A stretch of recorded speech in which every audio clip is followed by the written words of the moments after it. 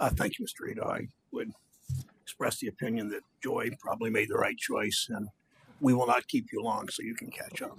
I'm glad to report that they made it safely to their destinations. I'm not suggesting what my colleagues ask about, but you may not get the most questions on this panel. But nonetheless, you should stay here for the entire panel. But then again, I don't know where you're going on your vacation. So thank you all.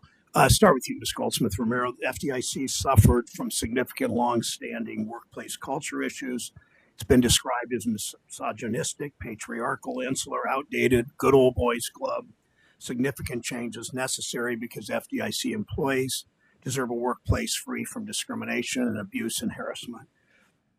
How do you go about addressing these longstanding issues that appear to be deeply ingrained through FDIC chairs of both parties for far too many years, did seem to be ingrained in the agency's culture?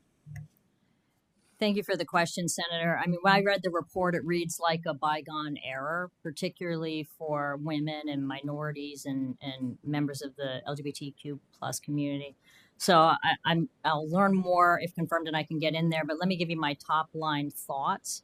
The first is to modernize the federal workplace to one that has the best practices that you would expect to see in federal workplaces, that invests in staff morale and values and supports employees. The second is to herald the employees and managers that have been doing the right thing. Third, I'd send a clear message that harassment and discrimination and retaliation will not be tolerated. So that includes investigations and holding people accountable. And I can say that the conduct in the report would warrant multiple removals.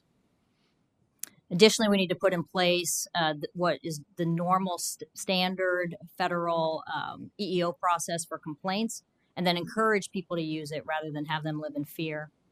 I would change the litigation adverse culture so that problems could be addressed right away rather than moved around or kick the can down the road. And then the era of each office being a fiefdom would be over. There would not be 70 plus FDICs. There'd be one FDIC with all employees in all offices following the same rules, the same way. Thank you. You discuss how your tenure as at TARP informed your understanding of our banking system and prepared you to lead the FDIC into its next much better chapter. Yeah, thank you, Senator.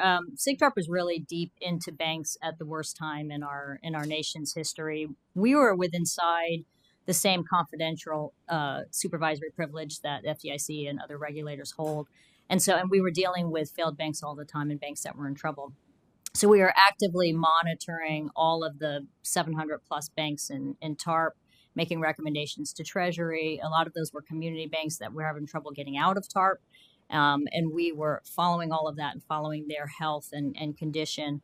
In terms of our investigations, we prosecuted more than 100 bankers, more than 90 bank borrowers who hurt banks. And so we would go into banks just like a bank examiner does. We would analyze all the bank's books and records, the examiner's records. We'd be talking to banks, employees and management, as well as the examiners. We'd be using our proactive data analytics-based system to trend out call reports and be looking at CAMEL's ratings and really trying to identify areas of risk, how banks were managing with risk, and then following whether they were following the regulatory rules or not. And then on the largest banks, I did a lot of work on systemic risk, capital, liquidity issues, things like that, and then served on a council of IGs with oversight over FSOC. Thank you. Listening to you, having talked to you before, and I know you talked to a number of senators in both parties, and looking at your experience and background says to me there is no question, there is no real reason to oppose you except for partisan reasons. And I hope the committee rises above that. Ms. Crenshaw, I'm running up against the clock. We'll have time for one question to her. Ms. Johnson, Mr. Ito, I apologize for that. We will get you written questions. Ms. Crenshaw, Americans have become more involved in financial market in recent years as workers become responsible for saving for their own retirements. That's a whole nother debate.